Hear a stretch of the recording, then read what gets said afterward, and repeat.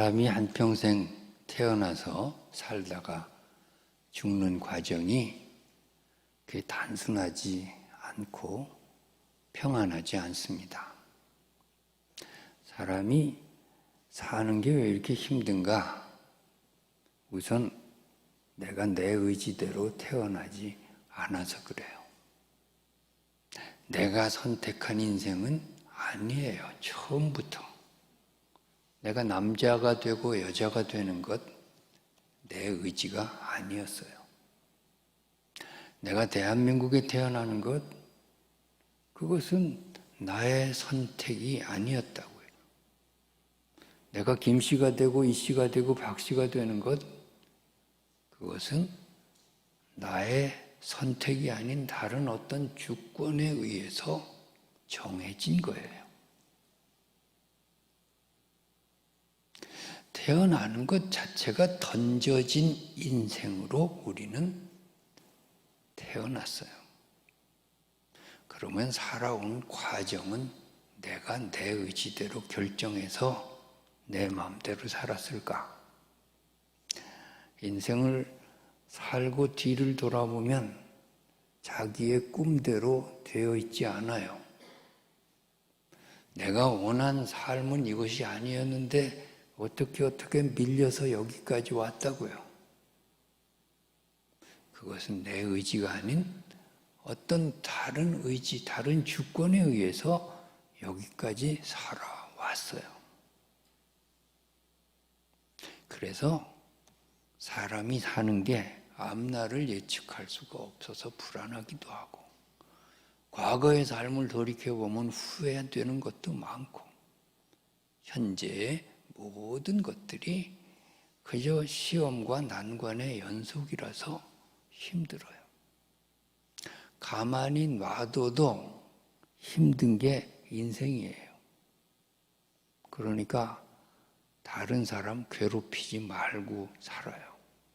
그저 사람 그냥 그 사람도 가만히 있으면 힘들어. 근데 거기다가 대고 비난하고 욕하고 흠집을 말하고 약점을 캐내고 이렇게 살 이유가 없어요. 그럼 예수님 말씀대로 내가 다른 사람한테 그렇게 대하면 다른 사람이 또 나한테 그렇게 대할 거 아니에요. 서로 힘든 그런 분위기를 만들 이유가 없어요. 교회가 세상과 뭐가 다를까요?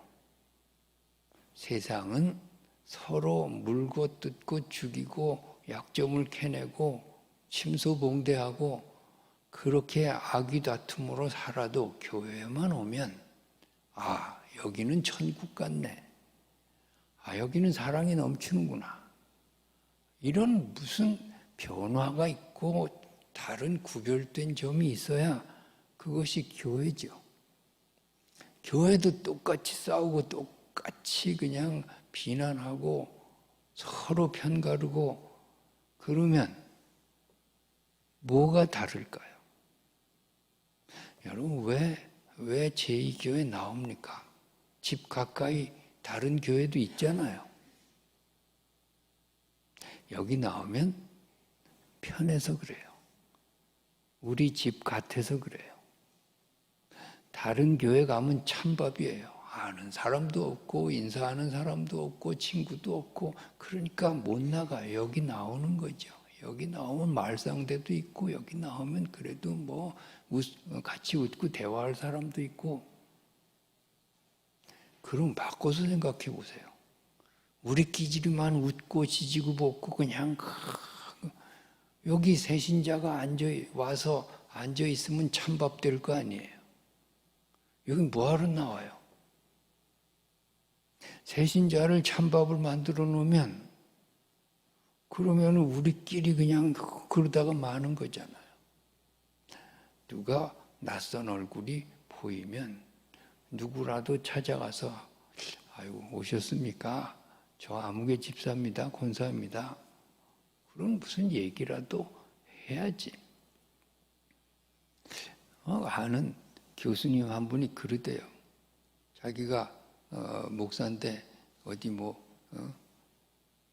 학교에 있으니까 교회 집 가까운데 다니는데 새로 이사 와서 가까운 교회 나갔는데 3년이 됐는데 누구라도 와서 말 거는 사람이 한 사람도 없었대. 좀 교회가 뭐 이런가 좀 섭섭함이 있다는 얘기를 들었어요. 우리가 기왕에 공동체를 만들고 사람과 부딪히며 산다고 할 때는 축복의 말을 전하시기 바랍니다. 사랑의 언어를 전하시기 바랍니다. 누가 문제가 있으면 기도하시기 바랍니다. 그렇게 해야 서로가 이 어려운 세상에서 의지가 돼서 살아갈 수 있어요. 가만히 놔둬도 힘든데 인생에는 가끔 유라굴로 광풍이라는 게 몰아쳐요. 오늘 순풍에 돛달고 항해하던 바울이 탄 배가 갑자기 유라굴로 광풍을 만나가지고 다 죽게 생겼어요. 유라굴로 광풍의 특징이 있는데 갑자기 임한다는 거예요. 유라굴로 광풍은 일기예보가 통하지 않아요. 갑자기 닥치는 게 유라굴로 광풍이에요. 그리고 끝까지 괴롭히는 게 유라굴로 광풍의 특징이에요. 여름 소나기처럼 한바탕 하고 지나가는 게 아니에요. 죽을 때까지 괴롭혀요. 갑자기 사람이 암에 걸립니다. 갑자기 자식들이 속을 썩입니다. 갑자기 사업이 망합니다. 갑자기 우울증이 찾아옵니다. 갑자기 인생의 유라굴로 광풍을 만났을 때 사람들은 이제 다 손 놓고 삶을 포기하게 되는 것입니다. 그래서 사람들이 유라굴로 광풍을 대비하기 위해서 살아가면서 몇 가지 가지고 싶은 것이 있어요. 첫째로 권력을 가지고 싶습니다. 권력이 있으면 유라굴로 광풍이 올 때에 대비할 수 있겠다. 그런 생각을 하는 거죠. 어떤 사람이 나한테 명함을 줬는데 10가지나 쓰여져 있어요. 뭐라고 썼나 보니까 다 자기 자랑이에요. 나 이런 사람이니까 알아달라는 거겠죠. 근데 그거 그렇게 많이 써가지고 나한테 줄 필요가 뭐가 있나 생각해 보면 허무해요. 권력은 좋긴 해요. 근데 권력의 속성이 불안이에요. 권력을 손에 잡는 순간에 불안이 함께 찾아오는 거예요. 중국에 가면 자금성이라는 게 있어요. 자금성이 얼마나 큰 성이냐 하면 방이 9,999개가 있어요. 거기 황제가 24명이 살다간 그런 성이에요. 근데 자금성 안에 나무가 하나도 없어. 나무는 다 베버렸어요. 왜요? 자객이 침입할까 봐 다 나무가 없어요. 천하를 호령하던 중국 황제도 권력을 잡으니까 죽을까 불안이 함께 엄습하는 거예요. 일본에 가면 그 주군들이 살던 그 목조 성이 있어요. 그 일본의 목조 건축물은 세계 최고입니다. 그런데 그 침실에 가보면요. 걸어가면 삐그덕삐그덕 소리가 나게 설계가 돼 있어요. 쥐새끼만 다녀도 삐그덕 소리가 나요. 왜요? 잠자다 살해당할까 봐 그렇게 건축 설계를 했어요. 처음부터. 최고의 권력자도 죽을까 봐 불안한 거예요. 스페인을 한번 갔어요. 그 스페인 황제가 살던 여러 방들이 있는데 그 진귀한 보물만 모아놓은 보물방이 있더라고요. 난 무슨 보석인지도 몰라. 그런데 너무 화려한 이름도 모르는 보석들만 있는데 황제가 쓰던 수전은 은으로 되어 있더라고요. 왜? 독살당할까 봐? 은은 독이 들어가면 변한다 그러잖아요. 그 황제도 두려운 거예요. 그렇습니다. 권력의 속성은 불안이에요. 여러분 드라마 사극 같은 거 보시면 왕국에 있는 사람들이 행복해 보입니까? 왕궁에 있는 사람들의 대화가 나 행복합니다. 너무 좋습니다. 이대로 만족입니다. 해피합니다. 뭐 그런 대화 들어봤나요? 맨날 불안하죠. 맨날 얼굴이 어둡죠. 맨날 누가 나를 모함하지는 않을까 전전긍긍이죠. 살해당할까 봐 그냥 걱정이 태산 같죠. 왕이 사극마다 하는 약방의 감초 같은 대화가 말이 있어요. 그게 뭔지 아세요? 대체 이 일을 어찌하면 좋단 말인가? 그게 왕이 하는 대사예요. 대체 이 일을 어찌하면 좋단 말인가가 권력을 잡는 순간에 튀어나온다니까. 대통령도 그 말하고 있을지 몰라요. 장관들도 그런 말 하고 있을지 몰라요. 여러분, 권력은 좋은 거지만 인간의 문제를 해결할 수는 없어요. 두 번째로 사람들이 갖고 싶은 것이 지식을 갖고 싶어요. 아는 게 힘이라 그러잖아요. 그래서 공부하라 그러는 거예요. 애들 가지고 그냥 들들 못 가 공부하라고. 자기는 공부 안 해놓고 애들한테 공부하라고. 공부해서 지식을 쌓고 경험을 쌓으면 좋은 거죠. 그런데 지식의 한계는 뻔해요. 전도서 1장 18절에 지식을 정의하는데 지식이 많으면 걱정도 근심도 많아진다 그랬어요. 지식을 더하는 자는 근심을 더하느니라. 아는 게 병이에요. 내가 아는 의사 하나는 코로나 전에도 손을 100번 씻더라고. 자기 손에 병균이 보이는데 못 살겠대. 나는 서너 번 씻어도 사는데 100번 씻어요. 아는 건 좋은 건데 알아서 못 살 수도 있어요. 지식이 인간을 행복하게 할까요? 그 잘난 철학자들이 얼마나 많았어요. 나처럼 하면 인류가 잘 산다고 그 별 궤변들을 늘어놓으면서 그렇게 살다 간 철학자들이 많잖아요. 근데 그들이 개인적으로 불행했어요. 행복한 인생을 살다 간 철학자들이 별로 없어요. 정신병자도 많았고 자살한 사람도 많았어요. 이 지식의 최고봉이라고 하는 이 사람들의 삶 자체가 불행해요. 누구를 구원하겠다고, 누구에게 행복을 주겠다고. 지식은요, 근심을 더할 뿐이에요. 그 첨단 과학자들이 그냥 우주를 날아가는데 별의별 거 다 만들어냈죠. 그렇다고 인류가 지금 행복한가요? 인류에게 그들이 평안을 주었나요? 아니에요. 지식은 발전하는데 사람들은 더 불행해요. 세 번째로 사람들이 갖고 싶은 게 재물을 갖고 싶어요. 돈이 있어야 살잖아요. 그래서 돈 하며 살아요. 돈은 좋죠. 근데 돈이 만능인가요? 아니에요. 돈은 분명한 한계를 가지고 있는데 돈은 물질이라는 거예요. 돈으로 침대는 살 수 있지만 단잠을 살 수는 없어요. 돈으로 집은 살 수 있지만 단란한 가정을 살 수는 없어요. 돈으로 옷은 살 수 있지만 인격을 사는 것은 아니에요. 옷 잘 입었다고 인격이 훌륭해지지는 않아요. 돈이 뭐냐고요?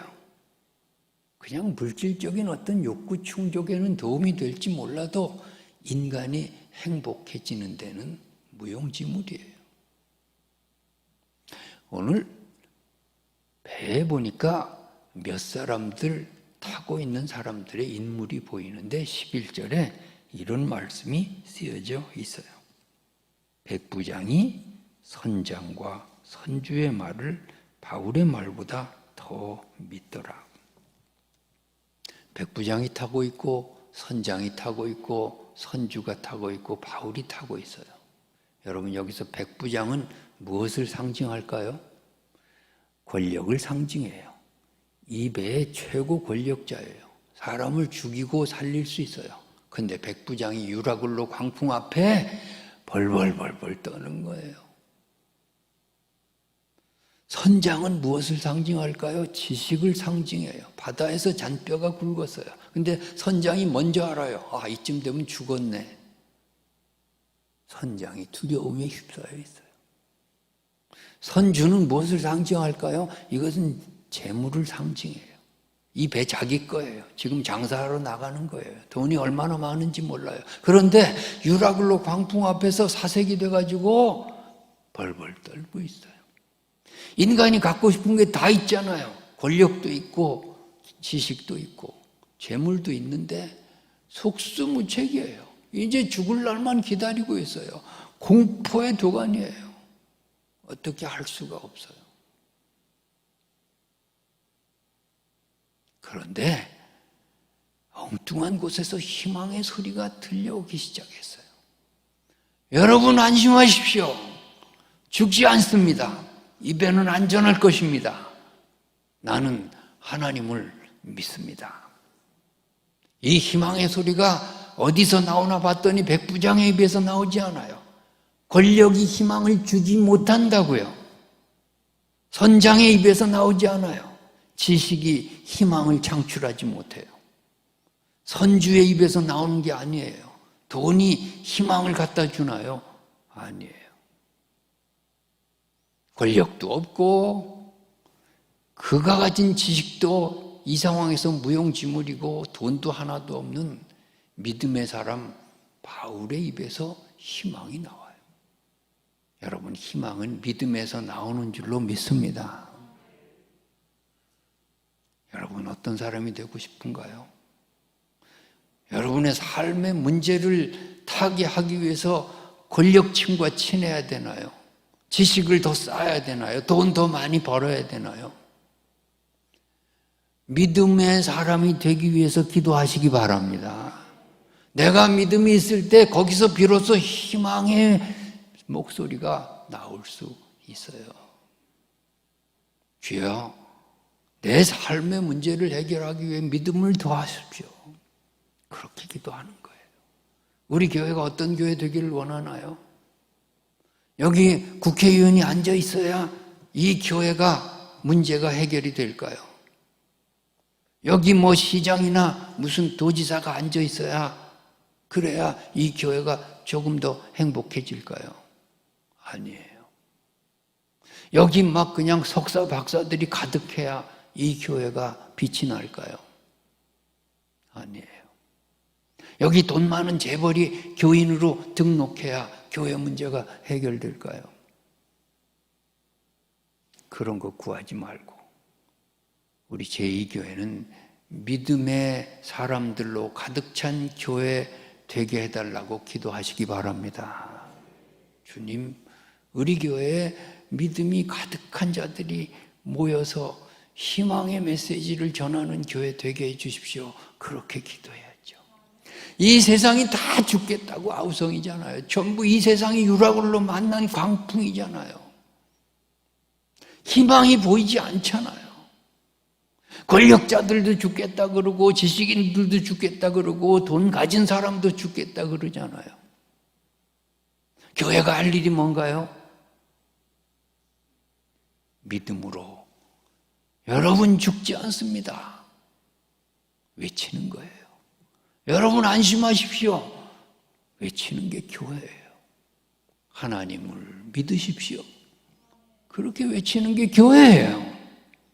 교회도 돈 가지고 해결하려고 그러나요? 교회도 권력하고 밀착해서 뭔가 해결하려고 하나요? 그러면 세속화된 거죠. 우리 대구 제1교회는 믿음의 교회 되시기를 축복합니다. 믿음의 교회 되어서 외치는 거예요. 사도 바울은 왜 이 상황에서 희망을 말할까요? 그도 배울 만큼 배웠어요. 이 정도 되면 죽는다는 거 알아요. 그런데 왜 희망을 외치냐고요.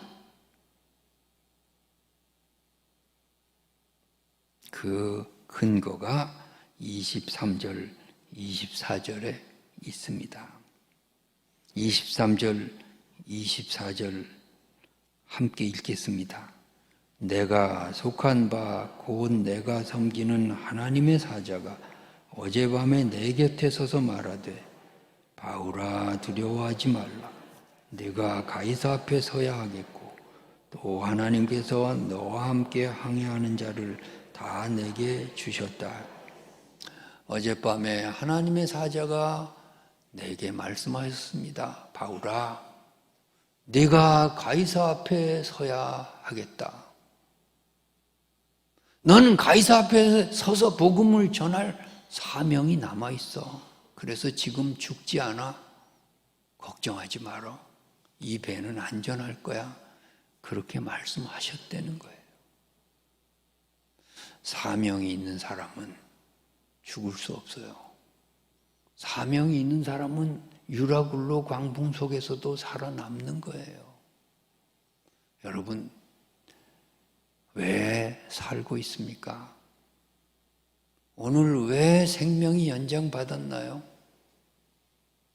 이게 내 의지입니까? 내가 건강관리 잘해서 오늘 하루 또 살아가나요?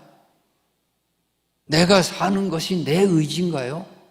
보이지 않는 하나님의 어떤 주권 아닌가요? 그래요. 산다는 게 뭐예요? 사명이에요. 오늘 하루 할 일이 남아서 하나님 살려두신 줄로 믿습니다.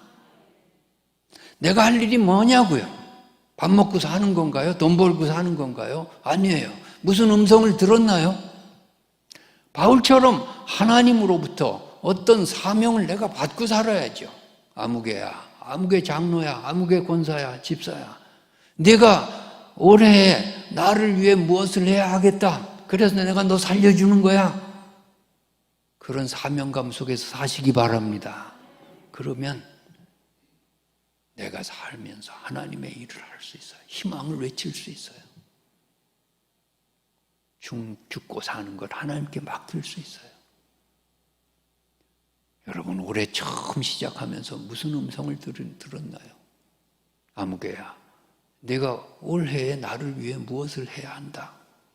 그 음성 듣고 직분을 감당하나요? 여러분, 처음 예수 믿을 때에 눈물 콧물 흘리면서 회개할 때에 무슨 음성을 들었나요? 내가 나를 위해 무엇을 해야 한다. 그러면 시간을 낭비할 수가 없죠. 절망에 빠져서 한숨 쉴 새가 없죠. 바울처럼 외쳐야죠. 사명감에 사는 사람은 몇 가지 특징이 있어요. 첫째로 절대로 포기하지 않는 거예요. 사도 바울, 다 사람들이 손 놓고 있는데 포기하지 않고 외치잖아요. 사명감 때문에 외치는 거예요. 여러분, 포기하지 마시기 바랍니다. 포기하지 않는 거예요. 저 부산에 세계력교회라고 제법 큰 교회가 있어요. 거기 부흥회를 갔는데 어떤 집사님 한 분이 상담한다고 왔어요.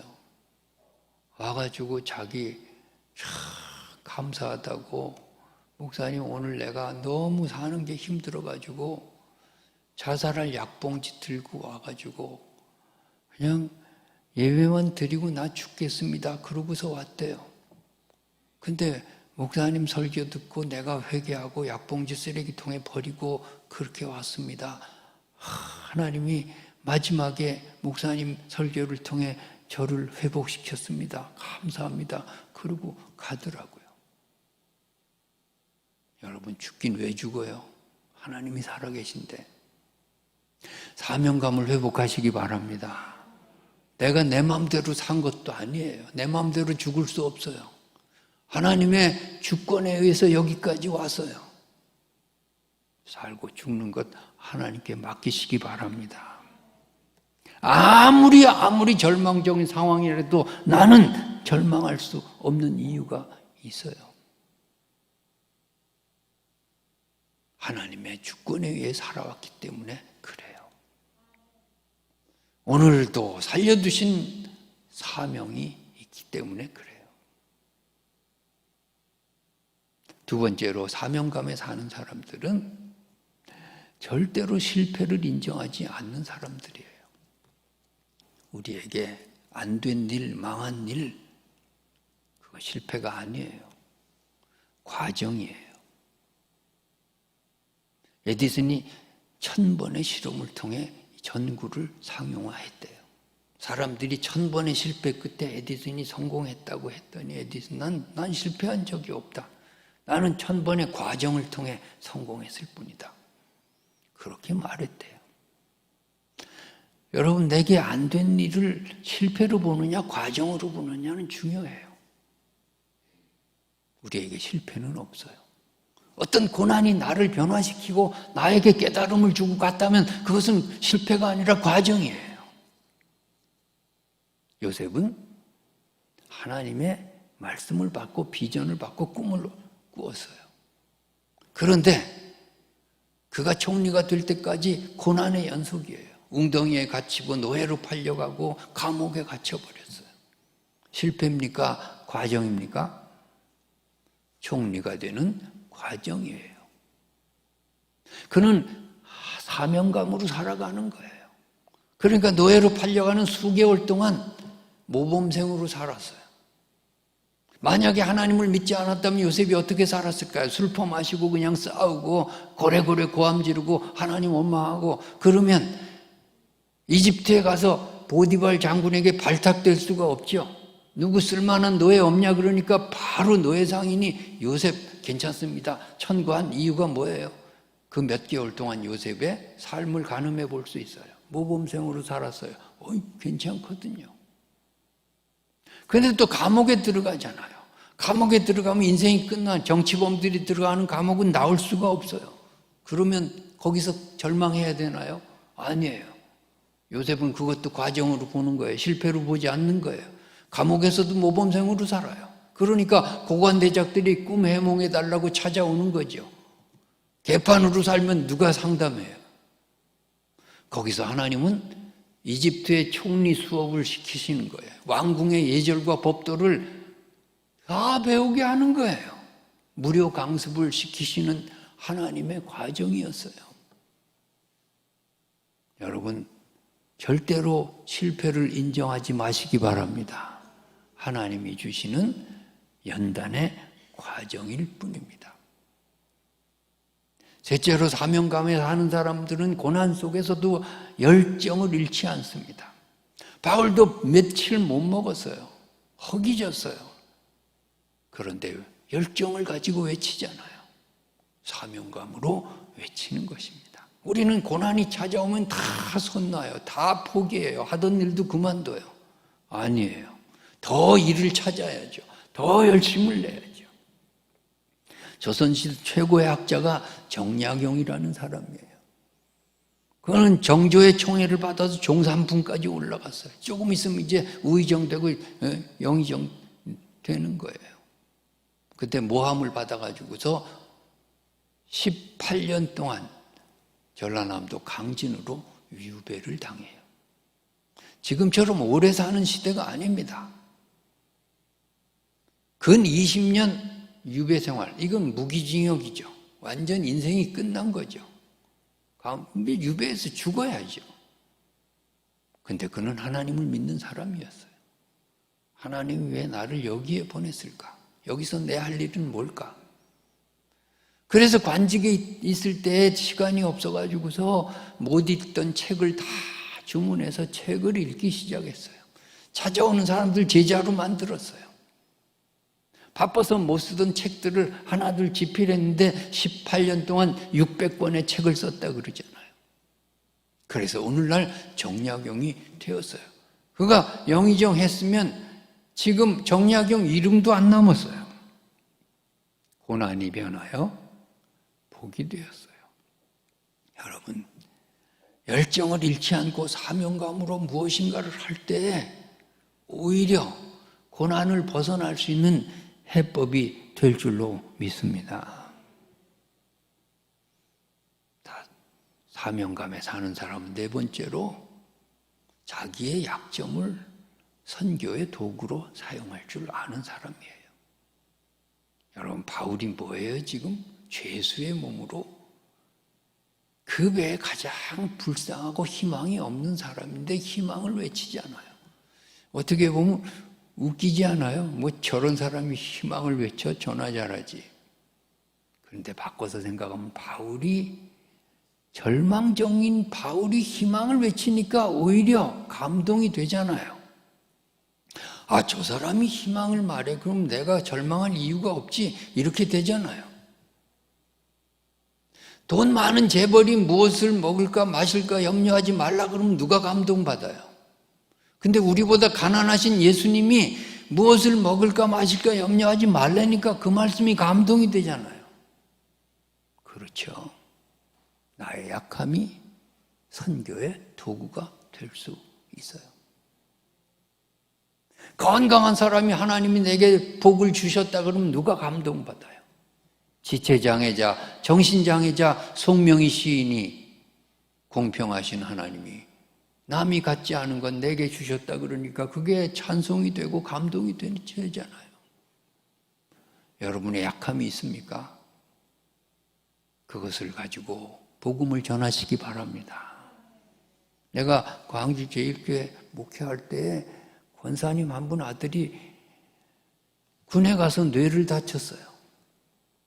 그래가지고 거의 식물인간으로 부분병원에 10년간 누워있다가 죽는데 내가 그 장례식 때 참 할 말이 없어요. 권사님 보기가 너무 민망해요. 뭐라고 위로해 줄 말이 없어요. 어떻게 해요? 장례식 치르고 권사님이 날 찾아왔어요. 목사님, 내가 하나님 원망도 많이 해보고 참 울며 불며 나도 같이 죽고 싶고 그랬습니다. 그런데 기도하면서 하나님이 제게 사명을 주셨습니다. 목사님, 앞으로 군에 가서 다친 사람들 내가 전도하겠습니다. 하나님이 이 경험을 내게 먼저 주신 이유가 그 사람들 전도하라고 주신 것 같아요. 그 사람들 전도는 내 몫입니다. 얼마나 고맙든지요. 얼마나 감사하든지요. 자신의 약함이 선교의 도구가 되었어요. 이렇게 사는 사람이 사명감으로 사는 사람이에요. 다섯째로 사명감에 사는 사람은 하나의 문을 닫을 때 또 다른 문을 여시는 하나님을 믿는 사람들이에요. 내가 원하던 바는 이루어지지 않았어요. 근데 하나님은 다른 문을 열고 계셨어요. 바울은 이렇게 로마로 가고 싶은 게 아니었어요. 떳떳하게 자유인으로 가서 복음 전하고 싶은 거지 죄수의 몸으로 비참하게 로마로 가는 것은 바울이 원한 게 아니에요. 그런데 바울의 뜻은 이루어지지 않았지만 하나님의 뜻은 이루어지고 있지 않아요. 로마로 가기 전에 벌써 배 안에서부터 전도가 이루어지지 않나요? 하나님의 뜻은 이루어지고 있어요. 이걸 볼 줄 아는 게 사명감에 사는 사람이에요. 내 뜻이 막혔다고 하나님의 뜻까지 막힌 건 아니에요. 하나의 문을 닫으실 때 또 다른 문을 여시는 하나님을 믿으시기 바랍니다. 성악가 중에 디트리히 피셔 디스카우라고 하는 사람이 있어요. 이 사람은 독일 가곡을 얼마나 잘 불렀는지 몰라요. 본래는 오페라 가수가 되고 싶었어요. 근데 목소리가 너무 작아가지고 오페라 가수로 계속 실패해요. 그 노래를 그만둘까 하다가 내 목소리에 맞는 분야는 없나? 그 당시에 독일 가곡은 인기가 없었어요. 그래서 요게 내한테 맞겠다 그래가지고서 그 다음부터 독일 가곡을 연구하기 시작했어요. 시인들을 연구하고 작곡자를 연구하고 발성을 연구하고 세계 최고의 독일 리트 가수가 돼가지고 명성을 떨쳤어요. 여러분, 내가 막힌 부분에서 주저앉지 말고 하나님이 여시는 다른 문을 바라보게 해달라고 기도하시기 바랍니다. 하나님은 여러분을 사랑하십니다. 하나님은 고난 속에서도 은혜를 주십니다. 하나님은 끝까지 여러분을 책임지십니다. 내가 사는 게 아니라 하나님이 오늘 살려두셨습니다. 그 속에서 사명감으로 오늘의 고난을 헤치고 승리하는 여러분들 되시기를 주님의 이름으로 축복합니다.